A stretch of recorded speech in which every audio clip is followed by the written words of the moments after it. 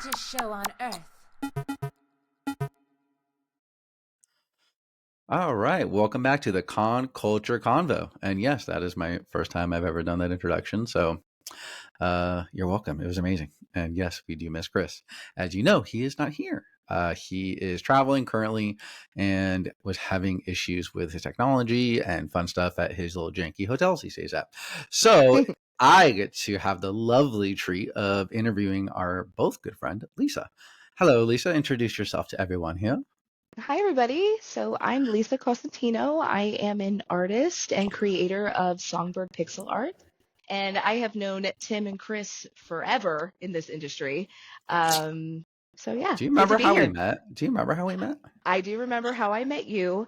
This Okay. was 2018-ish. I was at Comic Palooza and That's you right. were You were next to me. working. No, you were down a ways, but I Oh, it was happened down to the spot. inline in that shitty booth. That's right. I Well, remember. well, if I remember, you were running Megan Withy's booth because Correct. I am a huge fan of her artwork. And then I was like, Same. and then I met you and I was like, you're not the artist. Yeah, you looked up. You're like, oh, Meg looks a little different today. Yeah. You're like, where's her cute little dress? It's just this Taylor Swift shirt from this guy. Right. No. Yeah. Yeah. And you're like shorts and flip flops, Yes. Yes. Yes. Oh, yeah. Megan would not be caught dead in any of my outfits, period. No. Nope.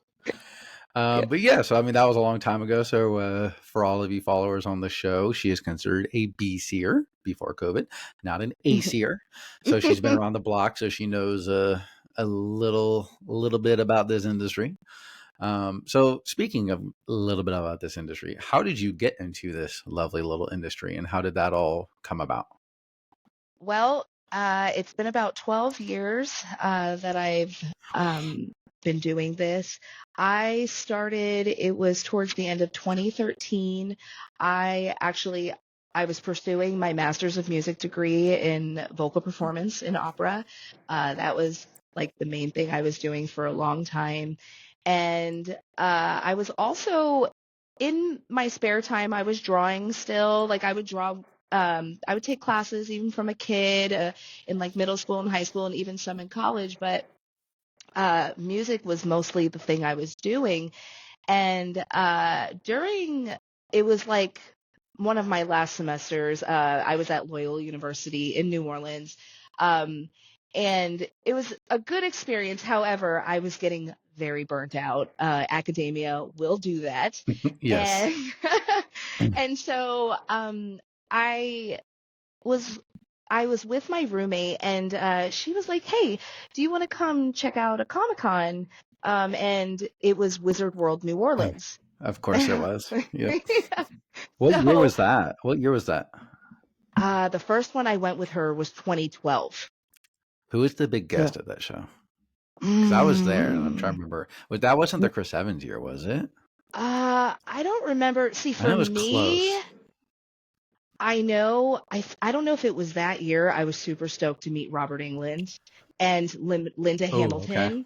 Oh my God, Linda Hamilton is such a treat. But it was like those folks. As far as like a huge headliner, I really don't remember at all.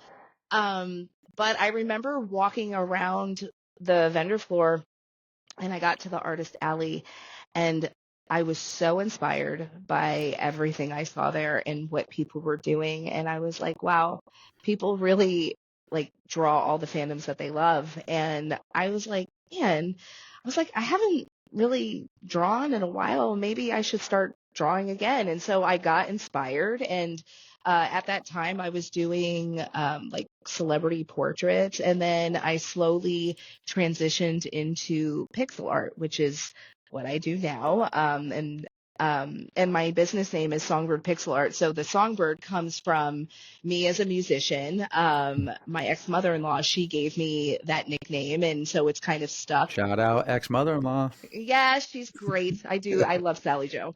And Sally Jo. Sally Jo. Is she from Texas? No, she's from California, actually. Really? The only Sally Jo to ever exist from California. Nice. Right. That is a Texas name through and through. Good old Central Texas. Yes. So, yeah, where was I? Oh, so um I started getting into pixel art and stuff because I would, I love retro gaming. I grew up with a Nintendo and Super Nintendo and such, and I really was digging pixel art. And even from a child, I was doing cross stitch and needlepoint. I was 10 years old. Nerd alert. I know. Nerd alert. Wow. Look, Yeah, I you'll fit in this was industry just fine, you nerd. well, I was like an introverted kid. I would go outside and play and stuff, but then when I would just kind of want to be on my own, I would go do crafts in my room and just like watch TV. And Wow. so yeah, Dork. I'm such a dork. And Love it. yes.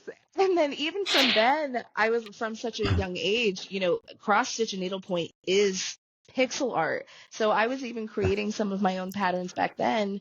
So when I started to draw my art and get into the pixel art, I was making everything out of perler beads. And, I would Oh see some God. stuff on, yeah, I know it. Amateur, yeah. Now you look back, you're like, why did I ever do that? I was like, why did I put so much stress on my body Oh every my God. single It's day? so Just like, much work for so little reward. Oh my yes, God. yes. And I just remember all those hours of crafting that I used to do to be able to do a show once a month or once every couple months. And I was doing small events, like I was doing Yeah. craft fairs, I was doing anything that popped up. Um, with like the army base because we were over in Fort Hood at the time.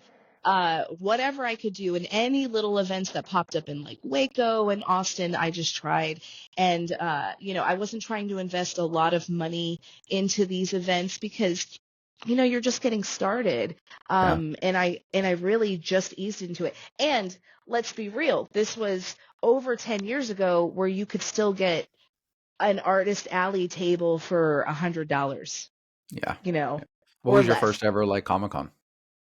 Like what was Um, it was Coast Con in Oh, Mississippi okay. That's way back. That thing's been going forever. Did you bomb at forever. that show?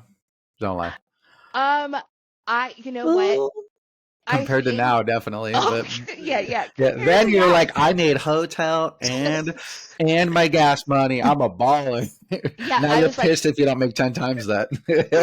I was like, I made hotel, I made food, I got to go out and party. I it's like, and then I think I maybe made a couple $100 in profit, but I was so happy because it was something. I was like, Yeah. cool, I made that in a weekend. That's awesome. But now, if I was to make that, I would be like, this Oh, show sucks.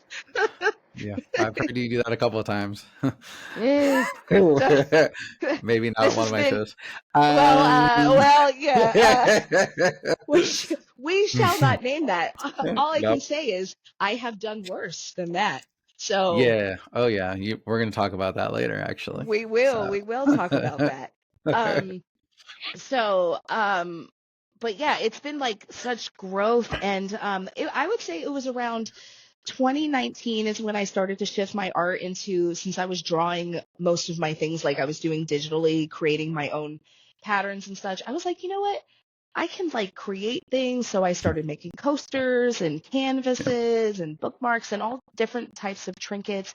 And I've seen a huge growth in my business. And, again, this is not something where I was like, I'm going to take this amount of money and dump it and just invest it in this type of product. It took a lot of time to get there. yeah. It's, uh, Well, let me ask you this then. Obviously, you said you kind of went from a 2012 to, your 2019-ish time frame of kind of, mm-hmm. I would say, getting by.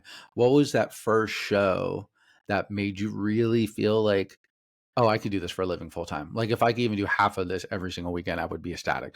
Like what was that one show that kind of put you over the top that like, oh shit, I got to do this? Like that So, first gangbuster show. Like, oh my God, this so, is epic. believe it or not, and I'm probably going to get hate for this. But I will tell you, I have been a Texas-based artist for a long time. Many, many years, I stayed in Texas. I did not Oh go out of the God. Are you state. gonna say Comic Palooza? Please don't say Comic Palooza. No, I will say the other one in the same city Oh, is Anime Matsuri? Anime Matsuri. Okay. The Okay. first time I did it was back in 2015, and that was like my first big show. Like I had never done like a big convention center like that. Yeah. Everything had been very small scale.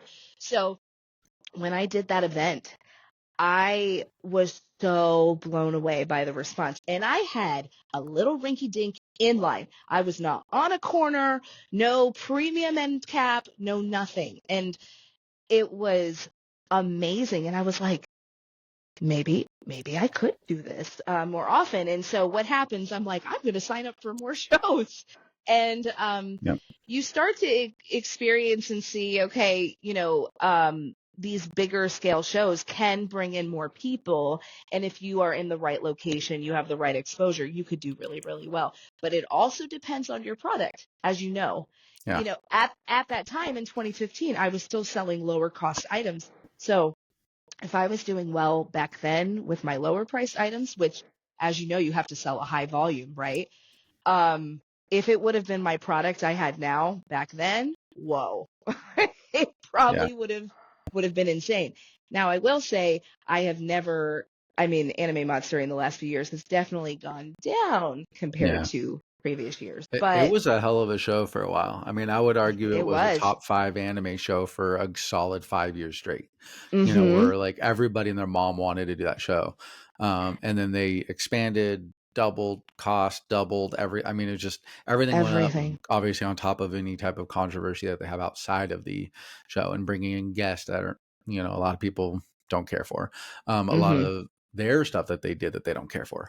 I think they Yeah. kind of got off track from what made them successful and made them really good. And some would call that selling out. Some would people call it Mm-hmm. would just, whatever. I don't really have a word for it. I don't do the show anymore, which really sucks because it was a top 10 show for me for probably 2016 to 2021. I did it and it was really good. And then 2022 Yeah. on, it's just been rough. Yes. They Yes. lost a I mojo. They agree. lost a mojo, 100%. Yeah, and it was one of those So, shows where from 2015 to 2021, it got better every year. mhm. Every single year. It was the show I always looked forward to. It was in my top 5. And yes, I agree. Since I would say 2022, Yeah. it Oh, has that just year was, slowly depleted. But then again, they've added so many artist booths now. The hall is too huge. yeah, I It think it just doesn't work anymore. that was the year that they moved the artists upstairs and didn't tell anybody until you got there, right? Wasn't that Mhm. the year that Mhm. like the whole vendor flay added all these like car show things and this gaming area and added way more booths and made the booths like not in a good location, even if you had a good spot. There's a very few good spots at that year at that show. And I remember like Yeah. showing up and going on like I think it was We Are Vendors when it was kind of in its heyday peak of people being on it like crazy, or Rate That Comic Con, Mhm. one of them. And this guy's like, what is this? Like I checked in, I was one of the first people. I just want to let you know, they're sending us upstairs and our tables are upstairs, so they're not on the main show floor. And then you just see artists after artists after artists after artists replying back being like, what are you talking about, what the fuck? I mean, it was wild. Yeah. And I Yeah. remember getting there and going upstairs and it was poorly lit, which is the stupidest thing I've ever heard of for a comment, like for an artist related area to have the worst lighting you've ever seen in your life. Like it was so gross. People were like literally packing up stuff and just finding space on the main show floor to try and sell because it was going better down there. It wasn't going good, but it was going Yes. way better because the attendees didn't know. They had one sign on the bottom that said Artist Alley up, and that was it. No Yeah. staff, no nothing trying to get people to go up. No, oh my god, it was And catastrophic for these artists. it was crazy because I remember hearing from everybody all weekend. They were like, "This it sucks being up here. Nobody knows we're up here. Blah blah blah." I had a friend that was located by the stage in the back of Artist Alley, and they tried moving tables, and they were told no. Yeah. And meanwhile, there were so many empty tables on this floor. Mm-hmm. And I'm like, you're seriously not going to let somebody move from the back corner of the room that is facing a wall and a stage to not come back towards like the front? Ugh, Yeah. like, okay. Yeah. And then the very next year, they did have a huge sign. They had artists upstairs again, and then they opened it to where Thursday artists could be open. Yeah. And everybody benefited that Thursday night. I will tell you that. I had friends who sold out of merchandise, had to go home and restock. So I was like, wow. I was like, maybe next year I should get a booth in the artist alley and the vendor hall. And I did that. And guess what? They moved everybody downstairs. Yep. And it didn't matter. It didn't matter because No. of the And way that the year was so traffic bad. flowed. Oh my It God. was so bad. I spent so much money and I broke even, which you don't do shows to break even. I, No, you ugh, do not. Or pay no. to work, God forbid, which Yeah. was, which we'll talk about later. Yes. In that same city, ironically, that we're bringing Yeah. up Houston. Hmm. But yeah, so let me ask you this then. What was the first like crazy big show that you had where your sales were like ungodly way more than what they should have? 'Cause there's a couple of shows that you and I have been at where I can always tell how you're doing. She'll come up and you'll be like, so what's going on over here? And like, I'm like, okay, she's not doing great. And there's a couple of them where I won't even see you. And so I'm like, damn, I haven't seen her at all. Or I'll go up to her booth and I'm on the bathroom and I'll look up and you'll have 10 people at your booth. And I'm like, all right, Lisa, go. And the first thing I always know this is if anybody's friends with Lisa, they'll know. So if not, if you ever come talk to Lisa, come talk to her. When she says her canvas sales are doing well, that means she's having a good show. Because she'll always like be like, I didn't bring enough canvas. I know I should have drove. I shouldn't have flown. I should have these blah, blah, blah. And because I know, that's how you know she's doing well is when she complains about not bringing enough canvas. That's like, you don't even have to ask her if she's having a good show or not. That's the answer right there. When she brings up the canvas of sales, that means she's doing well. So Yeah. what was that first show that like was that next level? Like not just like, oh, I think I can make it, but just in the last few years, that you have the product that you are kind of sticking with and everything's rolling really well. What was like your best show ever as far as like what the show was specifically? It was C2E2. Ooh, okay. And I know, because some people are like, really? Yeah, I can't give shit away at C2E2. So yeah. It was, I think it was 2022. Okay. It was 22 or it was 23. I can't remember. It all blurs. But Was that the year you I, were across from Bowie or near Bowie? no, he was much Okay. further away. Okay. I'm, because the first year I did it, it was the winter year, and I was by the beer garden, That shit and was so that, cold. yeah. Woo. Oh, that was the worst with the snow. Oh, Oh, it's bad. and I did pretty decent considering my spot. So then when I came back like 2 years later, so yeah, I guess it would be 23.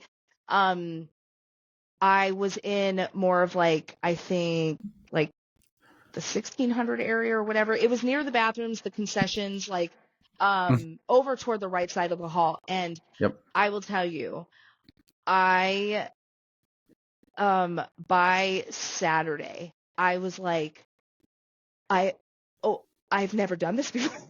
Like I've never made numbers like this before, and I was selling so much volume, and that was I I did drive from Texas to Chicago, and Yep. I filled my car to the ceiling with canvas, and it happened to work in my favor, and Good. it was one of my best shows.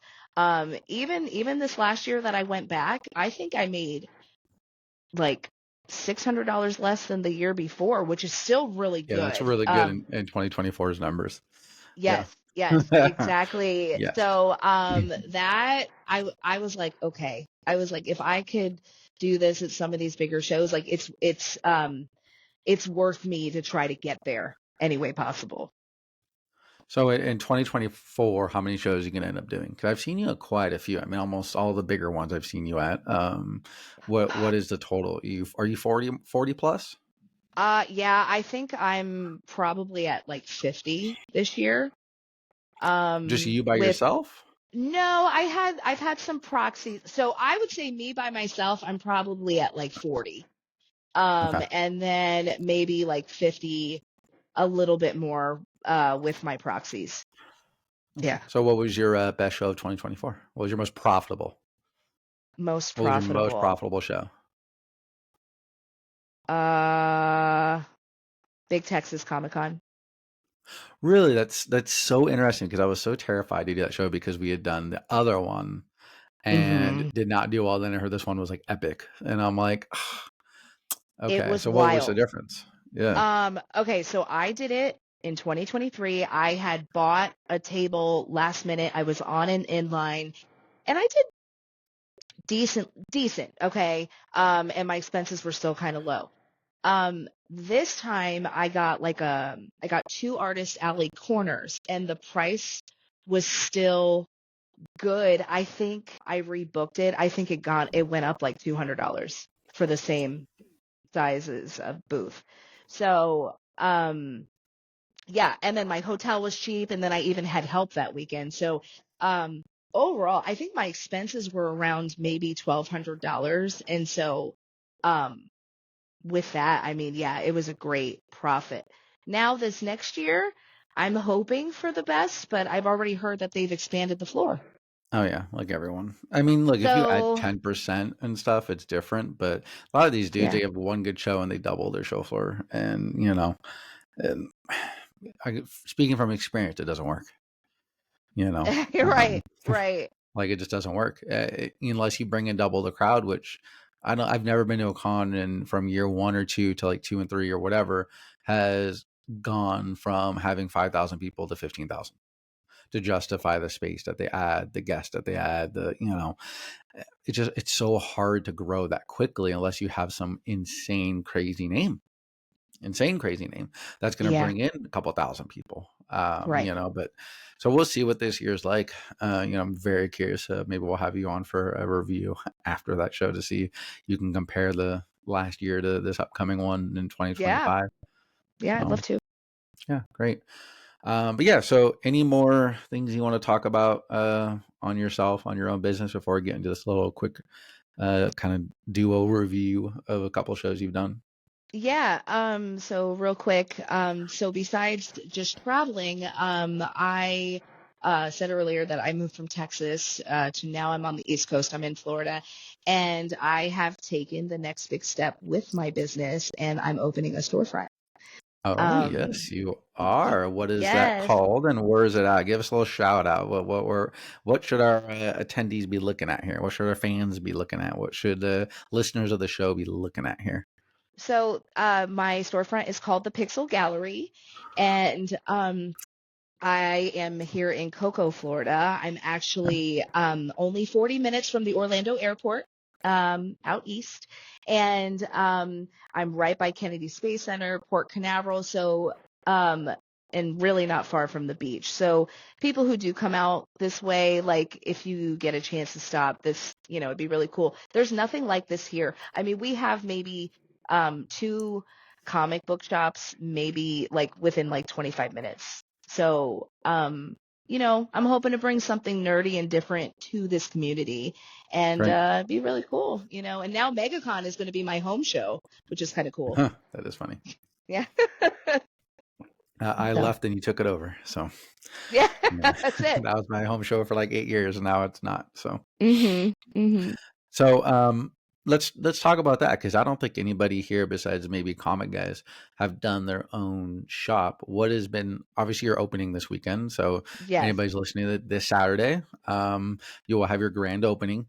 What has been like the trials and tribulations and fun and terrible things that have happened because obviously opening up a shop is so different than setting up at a con or any of that kind of planning or whatever. What's been kind of the overall consensus of the how crazy difficult it must be because I can't even imagine the amount of stupid things from permits to this to Yeah. that to what have you had to go through in doing that part and setting up your own store? Well, I will say trying to do this at the same time while you're on the road every weekend makes it very difficult. And like the logistic things of getting paperwork and permits together and having people come in and do inspections and or just even reading online everything that you need. Nothing is ever just black and white. So, No, somebody tells me one thing, it might be correct or it's incorrect, or I might be overdoing what I should have. Or like even it came down to my lease. My lease had the wrong address in it, which I was like, are you kidding? So it was like a hurdle with should that. have And kept that in. Should have kept that in there in case you ever need to get out of it. You're like, I don't know, this isn't my business. What are you talking this about? is null and void. Yeah, I'm not Yes. paying you rent. You owe me money back now. Yeah. Yeah, yeah. But even then, once, like my last show I did, was your show, the Anime Town Pensacola. a few weeks ago. And so I've been home, and I think for me, it was just not having enough time here to get Yeah. stuff ready. But now it's been like go, go, go every single day, trying to make stock, trying to, have enough capital to fill the store with merchandise and Yeah. everything else I need for all, the little costs that I have popped up. I was like, oh, I'm seeing ants here. Now I need to call a pest control company. Like, oh, that's extra stuff I didn't realize I would need to do, I'll you give know. you a little hint on that because I dealt with a lot of bug issues when I moved here to South Carolina, and they're Mhm. much worse than ants.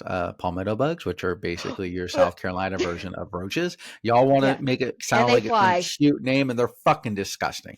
Yes. They, Yes. I found one literally crawling across the top of my bed frame, and I was like, I'm done. If anywhere near where I'm sleeping, so I went full blown. I went and got like bombs. I got chemicals, everything. The one thing actually worked the best is peppermint spray. Go to Lowe's, go to wherever, get peppermint spray and spray on every corner. Your place is gonna smell like peppermint for like 2 days. But all insects hate peppermint. I don't know what it is, but it will Uh-huh. keep them away. Oh Lord, do ants hate it? I mean, you go on Amazon, you go to Lowe's, they have a little bottle, and you spray it on the corners of your whole entire property, any cracks Mm-hmm. everywhere, and Yeah. it's all organic, so you're not gonna kill yourself. You can literally stay in there. You just have to be okay with peppermint because it will smell like peppermint for a good couple of days, but it works. It really works. So So instead of needless to hiring some, say, it saved you from burning your house down. oh fuck. Oh, well, I mean, it You're was like, like palmetto bugs now. the first 2 weeks was literally me just fighting bugs. Cause like, I'm setting up my place and like I'll move over and there'll be one like running across the wall. And I'm like, oh, Yeah. like, Yeah. yeah, no, thank you. Um, I first experienced them when I did move to Florida, like back in the late 90s with my family. And like, I remember I was washing my hands in the bathroom, and I oh just happened to God. look down, and on the sink there was like a giant Yeah. palmetto bug. And I'm They're like, huge. Yeah. they're They're disgusting. so gross. And Yeah. it's not even like a cleanliness thing either. They just randomly will just come pop on in. Like it's not like you have a Mm-hmm. dirty place. My place was empty. Right. Like there was nothing in it. Right. It wasn't dirty. But Right. oh yeah, it's gross. Yeah. Yes. But yeah, going on off on our bug tangent here. Yes. So going on to this next step, you have the release coming in this Saturday. Yeah. What can people expect from this if they decide to come on out? So, we are going to be offering like a little bit of snacks. My mom has a bread and pastry business, so she'll be providing some cinnamon rolls and cookies and little And samples of blueberry her lemon bread. sourdough that I didn't get to have. I will bring you some. Mm, mm. I totally forgot. I You better totally bring it to forgot. Greenville. You better bring it I to will. Greenville. I will. And Like so if you yes. show up in a check-in and you don't have that shit, your ass is gonna be facing the back wall by the bathrooms. So I might as well just turn around and leave if I don't have it in hand. Correct. No, that'll be Okay. a huge motivation for you to make sure you bring it because yeah. Okay.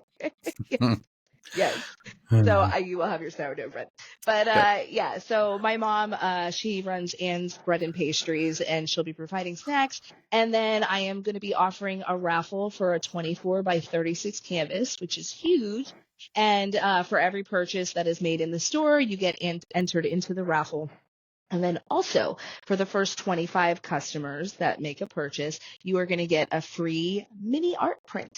So Nice. yeah, something for free. Awesome. Everybody loves good freebies. That's for damn sure. Yes. Yes. Cool. All right. Well, anything else you want to say about the Pixel Gallery? Why don't you give us the address and your opening hours of the times for Saturday, and then we'll move on to our lovely reviews of a couple shows. Yeah, so you can find us at 6215 North Highway 1, Cocoa, Florida, 32927, and we will be open from 12 to 7 Saturday. I am pretty much going to be open every day until Christmas. There's no need to be closed at this Yep. point. No. So yeah, 12 to 7 every day until the holidays. Good. Great. Yeah. Well, everybody go check it out. Pixel stuff it's really fun and good. And she's Yeah. definitely stepped up her game. Her art has got significantly better over the years since we first met. So, Chris and I would say that the Con Culture Convo is very proud of our good Songbird Lisa friend over here. So, Oh, thank you. all right. So, doing a little 2-for-1 episode here, guys. So we have our intro. So we got that all out. We're going to talk about an issue that's been coming up with the oversaturation of large newer shows. There's a couple out there. And it doesn't necessarily mean just cities, but there's, for example, been a show called Nostalgicon, Mm. who has brought up and been pushing their shows in front of other shows, both local mom and pop kind of cons, even other bigger shows. They're moving in a month, 2 months in front of other shows, and they're bringing out 150 guests. It was not at San Antonio. Okay. I had someone go to the Houston show. But there are reasons why I didn't do San Antonio, which I can get into as well. Yeah. So why don't you tell us how the Houston one went? That was Okay. last weekend. Yeah. Yes. It was December 6th through the 8th. Yep. So it was at the George R. Brown, which is in Houston, Texas, the big convention center where Anime Matsuri is held, Collecticon, Comic Palooza. All right. So it's a very big venue. So a few months ago, I saw that they had announced like 130 guests, and I was like, ugh, I don't know if I want to do this. I might not, because it's a lot of guests, It's a lot. So I It's too wasn't many. going to. I'll tell you that right now. It's not a lot. It's It's too way too many. many. And Yeah. you get out that 500,000 people in the room at one time for you to not have that be oversaturated. Right. Right. But for us vendors, I'm not talking on a fan level. You can do whatever you guys like. And a lot of you guys want more people, which is great. But for vendors and artists and stuff, more celebrities, 99% of the time really sucks for us. Right. It makes us Straight up. suffer. From an attendee point of view, it's amazing, but not for us. And so I was like, nah, I'm not going to do it. Well, my helper, my proxy that I normally send out to shows, he also does events sometimes, and he's like, well, I have an extra table at Nostalgia. It was like $200. And he's like, the only thing you're going to have to cover is just the table. So I was like, cool. Okay. So I'm not flying out. I'm not covering all these extra costs. Fine. So at least if maybe he makes, maybe $1,000 or something like that, it's a decent profit and I can pay him. Yeah. Right. Yeah. Okay. All hope kind of went out the window after Friday. I will just say that. I was sent videos and photos of the event, and there was like no one in sight. There was barely any traffic. The layout was the weirdest thing I had ever seen. I sent you a photo of it. Yes. It's stupid. Like, whoever's designed this layout, if you're listening to this, Nostalgicon, I can tell you right now, you need to change your shelf layout. Stop copying Collecticon, because us as real vendors, not just selling trading cards, does not work at all. Yes. We need so 10 by 10 booths. Yeah, we need a full booth. Like, there's no, and because what they'll do is, if you guys see it, I'll put it on the screen for you guys to see. But they basically have little tiny quads, but they're like one table, one table, one table, one table, one table. And so like you have to buy a corner, and then possibly sometimes the one next to you. Like, I did a Collecticon show and I bought 2 corners, and it was 2 6-foot tables butt up against each other. And like the amount of distance you had behind it was like 3 feet. So it was like, they were like literally like this, and they were 6 feet. So this whole like area, and the guy was connected to me here. I couldn't even set up my backtalk stand because I only had that like 3.5 feet of behind the space on both sides. And I felt so claustrophobic. I couldn't get out because they all connected. And it was just terrible. And they're doing the same model. And if you look, like I said, I'm going to put it on the screen right now. So while we're looking at this, it's one of those, like, look at the floor plan. The layout is so weird. You walk in, it's really, really, really awkward. You're to trying have all to the find artists in the front like that, which is okay in some ways, but it's overlapped weirdly. Yeah, right? But you have an entrance off to the left, right? You guys look on your bottom down left, and then you walk right into a wall of artists. There's nowhere to go. You have to decide whether you want to go left or right. And if there's celebrities literally on the whole entire show floor. If you guys look at all the like the purple, like not the artist alley in the bottom there, but like all the way around, like as soon as they come in, if they walk right in, they go to the left. if you're not on that artist alley tables in the front left there, you're not going to get any visibility. If you go all the way to the blocks on the right, that like 4 and 5 block, especially if you're facing inward, you're fucked. Like, you are not going to make money. And guess what happened? Everybody I talked to did not make money because Right. your guys' even if you brought in a ton of people, if you brought 50,000 people to this show, no one's going to make money because of how shitty your show floor is. Your Yep. layout is trash. Yeah. And Absolute you know where trash. we were in the section 12 and 13. So we Yeah, were like, that's not even a terrible spot in general on the show floor. You're yep, towards the middle, you're yep, facing the front, you got celebrities behind, whatever, but there's no main entrance. There's no yep. aisleway, there's no traffic flow. Like, this person is a person who just crammed stuff into a show floor space to maximize the amount of booths that they can sell and hope for the best. But I'm looking at some of these places and I'm just like, 95% of these locations are absolute dog shit. I'd be pissed about almost all of them. Right, You know, right. And you know what? Like Collecticon was the first that I know of to really start setting up their tables that way. As you described earlier. yeah. But Collecticon doesn't have 130 guests. What do they have? Maybe 30 or Yeah, and it's all 40? trading card show related. So And like it's when all, these dudes are setting up, they're opening up flat boxes of stuff. It's yes. not a huge backdrop. It's not comic books. It's not art. It's not toy. I mean, they have some toys, but it's not like a full dealer of stuff. Hmm. These are. It's almost like I would compare the two as like Comic Cons are like businesses where people are showing up with their full business, and Collecticon is like a singular dude is coming to sell his stuff, which is Hmm. fine and dandy. Like, they're killing it right now. Like, I'm jealous of these guys 100%. Like, and I follow a bunch of trading card people. I love trading card stuff, but like, it is a different ball game how you set up. And Yeah. so it works for a Collecticon. It does. Well, I don't like it personally for me because it doesn't work for my business, but I don't do their Hmm. shows anymore. So it's irrelevant, but it works for Right, their style of stuff. That right. is not the case.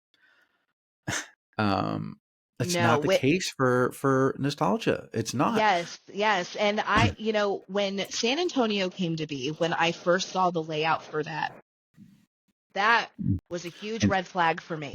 instant That pass. I was like, wait a minute. They set up all their booths like Collecticon, okay? And then they put all their artists in the very back. And it, again, the floor plan was just really bad. And I don't know. It was just another thing that I was like, this is just not going to work. And then the San Antonio show wasn't very well attended either. So I mean, I think that's they're a biting off a lot more than they need to be in the beginning. Like, everybody here wants to have more successful shows, but the hmm problem I have with them is that they're going into markets. Like, for example, their Salt Lake show. They're doing a month in front of FanX Salt Lake, and you can't play dumb about like, "Oh, I didn't know that they were having an event there. That Of was the only course dates we you had." knew. Dude, shut up with that. I'm so tired. That's not a valid excuse. If you're running a business, you should do your research, which tells me you don't know anything about this industry, and you're trying to flex. Right. And I And have flat out heard promoters, more than one, that have said, well, I'm going to bring a show to this area because I want to push the other one out. mhm, yeah, but like, you're moving into areas in which you're not going to be able to. You're not going to be able to flex on FanX Salt Lake. No, Like, and they have that the is whole one of community my behind them. right, and that is one of my Like, favorite shows to go back to every single year. That crowd is so loyal to us. Like mhm, you usually do better every single year. So for this company to come in, bring 150 guests, it's going to pull some of the attendees from Salt Lake, but you're still going to have a lot of loyalty to FanX. So yeah. what are you doing? But the problem is these guys that come in and flex like this is they do this at the expense of local and smaller shows. And, your FanX is never going to go anywhere. They got a ton of money to be able to do it and a ton of, wherewithal and resources to make themselves last. But a lot of companies are going to go out of business because these random offshoot shows are randomly popping up. And NostalgiaCon could be here for 1 year. They could be here for 20. We don't know yet. They're Yeah. new. But like, nobody's heard anything from them as far as like, they haven't reached out to other promoters that I know of that have shows in the same area. I've talked with them and I haven't heard anything. Yeah. And it's kind of, to me, it just kind of seems like if you're bringing in 150 guests, you don't know what you're doing, in my opinion, because that's more than every other show. And no offense, you're nobody. Nobody knows what the Nostalgia Con is. And you need to build it up. 180 Hmm. guests is an ungodly amount of people. They would have had just as many people. And I hope they learned this lesson that They could have had 80 guests, and that's still way too many. Way too many Right, for your right, size of because that's show. like MegaCon level, right? I MegaCon mean, will bring like 80 guests, no, which we I'll do already like think is already too much. 120, but yeah. Yeah. But even if you're bringing in more than MegaCon and FanX Salt Lake, uh, they have 100,000 plus people coming. Did you think you were going to get 100,000 people? I mean, if you did, then okay, that's on you for thinking that. And, I think you've proven that you can't do that yet. You might be able to in the future at some point, but, Right. how are you also at the same time, a lot of these promoters don't get like, I just want to let you know, if you're booking 150 guests every year, you're going to run out of guests pretty damn quick. Yeah, because then Who you're who are bringing the you same bringing people out? into the same market, Who are you like the bringing same out? people. The second year of that, you're coming out, you got 300 guests. Are there even 300 guests to bring in, like Hmm. in the industry, to want to keep this model going? And that's including anybody who's actually available, who doesn't have a non-compete at somewhere else, or is going to be at a show in that same city somewhere. Like suddenly Yeah, now between two shows, you're going to have 300. You're going to have 150 to 300 guests every year in one city that they're double dipping in. That does right. not make sense to me. Like And you're literally creating something hmm that's not sustainable. And I don't know how you no, don't see this. Whoever told you that this model is good, you need to fire that person because well, they don't know what they're talking about. well, Like, and as we've seen, really since um the pandemic, we've seen more of these shows pop up. Like one of them, for example, is WeebCon. okay, Now, I've been doing WeebCon, I think, since year two. And I think they're going into their fifth or sixth year, something like that now. But when they had started, when I did it, they had about 30, 35 guests. And, they did it where everybody lines the whole perimeter of the convention center. And it worked out just fine because it was smaller. But it has yeah, grown every year, but they've grown bigger venue. And then they've brought in more guests. But it they brought worked in a for lot. WeebCon. Yeah, Right. But it yeah, does work for WeebCon because they've had now 5 years to build it up. yep. Right. Or like you have like shows like Animeverse or Riverwalk Anime and those types of things, which are signing cons that have kind of popped up. But even then, some of those shows even start to suffer vendor wise, like because they're kind of bringing in some of the same people over and over again. Mm-hmm. Yeah, and there's Yeah. certain names you could always bring in. If you're bringing in Bryce Papenbrook to every show, Christina V, those people, you can bring them in every year because people just continuously love them and they will just come Right. back over and over again. But it's that They're the heavy second hitters. tier. It's a second tier of guests that Hmm. you can't keep repeating and expect to have really great results. Yeah. And my only advice to them is you know tranquilo. It's my in Spanish it means relax. Like take a step back, relax with what you're doing, think Yeah. about what you've done those first two shows. In the meantime, until they adjust, I'm going to tell every single vendor, artist, don't do their shows. And Yes. if you do, expect, because the price is appropriate. I will give them full credit where credit's due. Yes. $200 ish or whatever, and you can do like 500 for For three now. tables. It for now, yes, it will change, but once they start taking L's on all these celebrity costs, then they're going to raise their prices for us vendors, and we're not going to be making even less money than we already were. Right. But I'll say this: know that it's a pure autograph show, and if you're selling Yeah. something that you think that autographs would do well for, so top Yeah. loaders might be a per business who might want to do their autograph Right. grading, Funko grading, just anything kind of that would help with photos, getting stuff to sell Yeah. for people to Those are the sign and stuff types of like that. peoples that are going to do I fine. I think you're going to do good at those shows, just straight up. But as Right. just a normal kind of artist and vendor, like if you're selling comic books, I don't think you're going to do well at that show at all. Mm-mm. And if you're selling normal kind of art, I don't think you're going to do well at all. Like I think there's Yeah. going to be a couple artists that are going to do good. Like I said, if looking back to that show floor layout, you got got competition. One and two, you're not going to have a good location. Odds are, unless they adjust their show floor drastically. The Right. show floor was so bad that like it would lose all confidence in. If I put this way, if I saw those and I bought two tables, they sent out the floor plans, sent out my location, and if I wasn't in probably 5 to 10% of where I was at, I wouldn't have gone Yeah. because I Yeah. know for a fact that at that big of a facility, you have to bring in 30,000 people minimum to make it not feel empty. Empty, not even thriving, not even feeling good, to not feel empty, because that is a massive show floor. And like, we're in reference to the Houston one, we're talking hundreds of thousands of square feet. Yeah. And if you brought in 10,000 people, which is not some like thing to laugh about, 10,000 people is a ton of people ringing in a day. I think But in that it would be for room, literally like minutes. And yeah. like, it depends where it flows. Like you look at the front left of the building where everybody's filling in, it feels good. And the right's empty. And then they all kind of adjust and move and work their way around. And suddenly like that area feels okay. And it's done. You haven't, and it's just a silly, in my opinion, a very silly business model. And obviously Yeah. this is all my opinion. And so far I've been right 2 out of 2, because everyone I've talked to has done not poorly, but done catastrophically bad. I'll put it this Yes. way. I've talked to 7 different artists and 1 comic book dealer, and none of them made a total profit on doing both shows. Yeah. So San I mean, Antonio,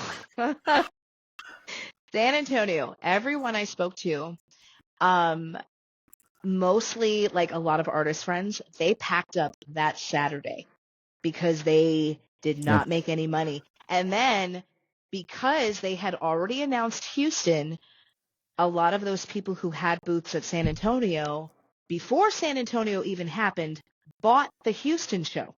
yep. So they filled their floor. They paid for their venue for Houston before San Antonio even happened.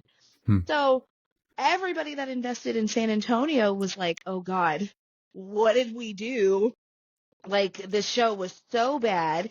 And and again, like the floor plan was horrific. They had a Yep. giant merch booth that was theirs right in the middle of the floor, right by the celebrities. It like didn't work at all. And apparently also the artists who did San Antonio and went and did Houston, some of them were refunded money for their booth because they did San Antonio and they did so poorly. So good Cool. on the show for actually giving Yeah, them some money back. that is mad I props. I will give them I full credit for that. I give them Absolutely. kudos for that. Good for And then them. they ended up, Yep. I think, discounting the booths for people who were purchasing later on. Okay. But I like that. I like that part. At least acknowledging it. And like I said, this yeah, isn't me just shitting on them to be like, I hope you guys, fuck you, blah, blah, blah. No, it's because I want you to learn, because I don't want to learn at your expense. That's the problem I right. have with this. And everybody, you have potentially hundreds of people having their livelihoods negatively impacted by the decision you made to take the risk that you did. I think you need to back it up before you do that. And, like I said, the price is appropriate for what it is, but it's still overpriced because the show was so bad. And I think if you had just scaled it back 50% and you only did half of everything, and you had Yeah. a better show floor layout, and you had half the guests, you still had 80 guests. That's still a Yeah. ton of guests for that show. I think you could have brought in 15,000 people to that show, and I think everyone would have done significantly better, including probably the celebrities, including you, because you didn't Yeah. eat the cost on an entire hall extra, and you didn't eat the cost of having all these extra celebrities and hotels and flights. I mean, 70 guests, flights and hotels for 3 nights, flights. I mean, you're talking probably 150 to $200,000 at minimum. And And that's that's also including maybe a handler they might have come with them mhm, and an agent, yep. Oh yeah, right? I guarantee. Oh, you have to have agents when you have 20, 10. I know agents, I'm friends with them that, they had 25 of their guests up there at the show, and they killed it. Of course they did, because everybody in the artist game is killing it, or in the, celebrity voice actor realm is killing it for the most part. Mm-hmm. And, the problem is that like, it's literally at our expense, and that sucks for us, man. It Right. really sucks for us. And so I think you have to do something to mitigate that slightly. And I know the price and him discounting stuff and whatever. I think that's fantastic. Full Yes. credit where credit's due on that. I just think you have to adjust the show floor and adjust the show to make sure it works, because if not, people will not come back. I mean, you've given 2 shows for them. Like, why? What's the motivation to go to Anaheim and spend? There's nothing cheap in California. So there's nothing cheap in Salt Lake for those 2 shows. And why am I going Right. to go to Salt Lake a month before FanX, which is a proven show? That's, yeah, it's more, it's double in cost, but like, I know I'm going to do more than double, like not even remotely close, not even thinking twice that I wouldn't do Right. double what I would there. And then they're doing New Orleans.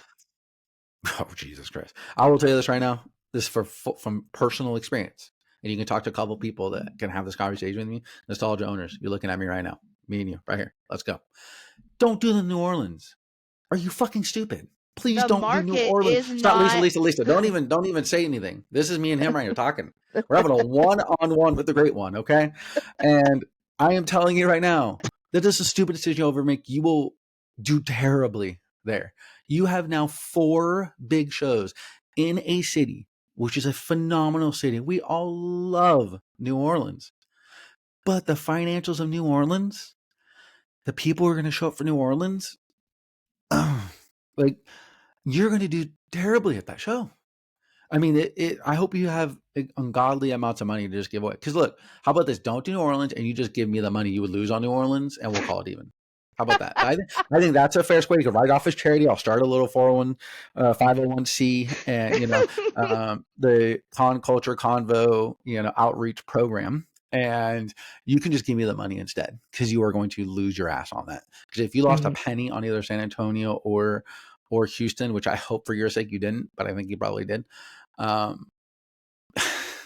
you are going to lose your ass on New Orleans. And if not, I hope to God they're giving you the convention center for free and hotels or something. Because other than that, every single person you're going to have to fly in, because your cost is going to be higher. You're flying in people from LA or to Dallas to there instead of the Houston or San Antonio, which is a very short and inexpensive deal. Now you're going to New Orleans to a smaller airport, and the costs are significantly high. I know. I fly people into there. It's not, it wasn't cheap to do. And you're going to fucking bomb, because you're going up against Fan Expo. You're going up against WasabiCon. You're going up against, which WasabiCon, you're going to have an issues with the anime voice actor side, because he reps a ton of them. And he also books all the people for Fan Expo. So now you have 2 shows you're competing against voice actors with, which means you're not going to get the people that you think you're going to get. And then on top of that, you have GalaxyCon coming in, who will also bring in 80 guests. So the combination of Fan Expo, WasabiCon, and GalaxyCon, there's 150 people off the deck already minimum, and you're the last show of theirs. Good luck to you. Good luck. Right. Good luck. You did not do your research on that one, my friend. I'll tell you that straight up right now. If you did, you never would have done that. That's a silly move. There are plenty of other cities you could have gone to and made a mark. Maybe you just want to go there and have some beignets. Cool. Well, like I said, donate the money to me, and then I'll buy you beignets. Well, and here's the thing, like, such a bad move. When you didn't even do your San Antonio show yet, and then you're already announcing other cities, other states outside of Texas, which, first of all, it's not working in Texas already. So what makes you think it's going to work in other cities? In a worse market. In a worse market. In other markets, you're going to have to compete against all of these other bigger shows that have been established for many years already. So, I'm not against anybody succeeding in any way, shape, or form. I don't think what they've done is appropriate business-wise, but they have every right to do it. Of course. But the market is I always say this, and people will get upset at this. The market decides success, not you, not me, not Lisa, not nobody. The market decides, period. Yeah. And to me, the market already says, at least on our side, that your shows are not good. And so we're not going to show up to the next one, because if we didn't pay for it now, you think anybody's going to hear from all these places? And this isn't just us saying this. This is dozens of people on Wave, Rate That Comic-Con, posting videos. I mean, you guys were trending online for people making fun of you. Yeah. And trust me, it's not a good feeling, because I was made fun of after my Greenville show. I was on Discord and was one of the top Discord conversations about shitting on my show. So I can tell you right now, it's not a great feeling. But I'm also adjusting from it and learned it. I'm learning from it. We cut down the show floors in half in size. We bumped up our guest list to be a little bit more diverse and bring in more people, and we're promoting and doing late night content. We're doing a bunch of stuff to keep people there. But we're adjusting. We're not just being like, oh, screw them, because like I said, they are the market for us. They pay the bills. And unfortunately for us, if we're paying the bills for a show like NostalgiaCon or whoever it may be, if their tables are that cheap and people aren't making money, that is a huge knock on you. Yeah. And you need to adjust so we can all win. If vendors kill it, that means celebrities killed it. That means you killed it, because that means you brought a ton of people in. You made your money. That means that the concessions made their money. That means everybody won. But when vendors do really, really bad, that means only like maybe the celebrities did okay or good. Mm-hmm. And then like, maybe you made money, but like maybe Mm-hmm. not, But like when the vendors win, that is always a key metric into a success of a show. Yeah, And I because wish more we'll want people to knew keep that. coming back. Because if the show was killer, I would be like, sign me up for every show Yes. in Let's each go. city, right? I will build my schedule Let's go. around them. But Yep. it was not the case. And I was told that the Houston show had maybe 4,000 people. Jeez. There was a couple of people who Wow. walked around and they like sent me messages and they were like, dude, this is really bad because first of all, the layout is also not helping, right? So there's no flow of traffic, but when you have only 4,000 people come through from Friday to Sunday in that big space, oof, I mean, even oh, even 4,000 people a day in that show floor size is, not because like enough. at the Greenville show, just for reference, anybody can comment. We had 4,800 people in the September show. Okay, 4,800 unique people, not piled on to this and that. We had 4,800, and that place felt empty for like 75% of the time. So if Hmm. you're saying that you got double that, but you also used double the show floor size that I am, actually maybe triple, Hmm. you better at least triple those numbers just to make it feel as bad as it did at my show.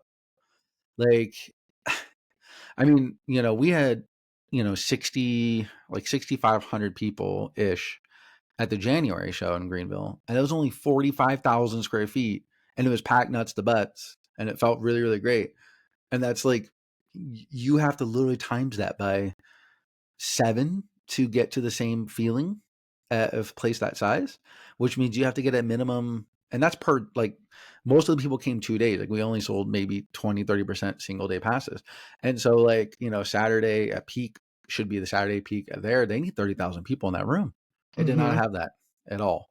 I mean, I saw photos at 2 o'clock where the lines for the celebrities, for a few of them, you could tell who the bigger names were, because it was like, 5, 1, 2, 3, 0, and then like 50, 100, 200, and then a little bit. And, like you could see that developing like that all around. And then you look at Hmm. show floor and it's like, oh, by the way, show floor's closed. You're not allowed to sell anything. That's what the vibe felt like at 2 o'clock on Saturday. And Yeah. that's never a good sign. Mm-mm. So, No, no. but yeah, we, So we could, we could go on for days about this. But let yeah. me just break down, like I said, we do on this show, we do cost. If you want to do sales, you can. That's over. But our normal goal for us, if you listen, is we always want to do minimum 3x our cost in sales. Did you do that at Nostalgia Con San Antonio or Nostalgia Con Houston?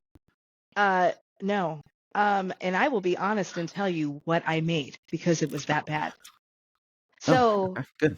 my So, my booth was $200, right? Because my yep, my friend who's my proxy was like, I have an extra table. You can do that. You don't have to worry about covering my food, hotel, and all that. He already had it covered. Fine. good. Okay.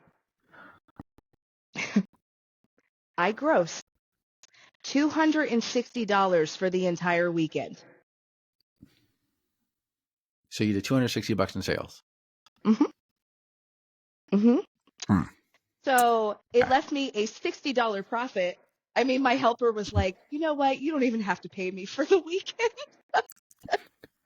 It I mean, was that bad. that's like a 3-4 hour market, a wine walk for $20, where you're like, hey, I came in, I made $250 in 3 hours. Now I'm gonna go have dinner and go home and like pay for my cell phone and reprint some more, like something. But the fact that it was 3 days and that bad, Yes. man, And that so, sucks. and maybe my experience was not everyone's. Like, I know an artist friend, they're from Houston, and they said, well, our cost was low because they got some of their money refunded from San Antonio, right? Like for the Houston show. And then they live there. So their cost was low and they did okay, but they were right in that area where people first walked in. Yeah, like I So said, that was that the was only their area only where I would benefit. be. Only area. Uh, so I would tell everyone, I don't care if you live local, um, don't invest in this type of show. Just don't. it might seem appealing because they have all these guests, but the attendees are not there for you as a vendor. Not They're at all. there to get stuff signed. So don't waste your time. Even I know some artists that are like, well, you know what? Even if it means I only made a couple $100 for the weekend, why is that okay? You would be better off staying home, drawing new content, maybe running a sale online or opening up commissions for a weekend that could probably make you the same amount of money that I made in the Yeah. entire weekend. Like it's just not worth it. Yeah, Not but worth it. we're all addicted to one thing in this industry, and we are all guilty of it. Is we are so addicted to FOMO. Uh-huh. Yes. Because, Yes. these two first could bomb, and then the next one he does, he cuts the show floor in size, brings in, half the guests, but ends up tripling the attendance because it's a good show, blah, blah. And the people are there are going to kill it. And then you're going to do the next show, and then it's going to be bad again. So it's like, it's one of those like FOMO, like, oh my God, but what if? But what if? What What if? if? Yeah. Guess what? There is no what ifs 99% of the time, but we all fall for it. Every single person here is guilty of it, including myself. So, but I But we think that grow from our mistakes, Tim. no, we don't. We do not at all in this industry. Like we think we do, but we don't. We all make the dumb, silly mistake. You're guilty of it. I'm guilty of it. Where we just Yeah. go, oh yeah, no. Well, next year could be different. Like we're all in an abusive relationship. We all think that our partner is going to change and be madly in love and suddenly Don't. become perfect. Like the Joker's not going to change. I mean, we're all Harley Quinn thinking that like the Joker's going to treat us good, and you're Right. like, that's not happening. But yeah, we Yeah. keep continuing going back to Mr. Good Old Jay, and it's so silly. We're Mm-hmm. all guilty of it, but Yeah. I guess we could talk about this all day. But Yeah. we've been on for an hour now, and that is good What? enough for me. Yeah, time flies Yeah. by on the Con Culture Convo here. Yeah. So Yeah. yeah, just last little shout out. Head out to the Pixel Gallery this weekend, this Saturday. I'll drop a link in the post that we make, so you can check out her stuff and link her up on Facebook and all that, so you can go jump over to the socials and give her some love at worst. If not, if you're in the Florida area, go peek on by. Go Yes. head down there. Yes. So, yeah, you can find me at the Pixel Gallery on all my socials, but my main social account is Songbird Pixel Art. So you can find my website, my Etsy, my online store, Facebook, TikTok, all of that jazz. So, Awesome. yeah. Well, thank you so much, Lisa, for coming on. I Yeah. Thank appreciate the you. convo. We'd love to have you back on again, a couple of some reviews in 2025. And if I don't see you, good luck with your release this weekend and your shop and everything. I wish you nothing but success. We all love you here. And Thank you. Thank you. all right. Well, Yeah. thank you very much. And we are out. Thank you guys for tuning in to another episode of the Con Culture Convo. Join the convo.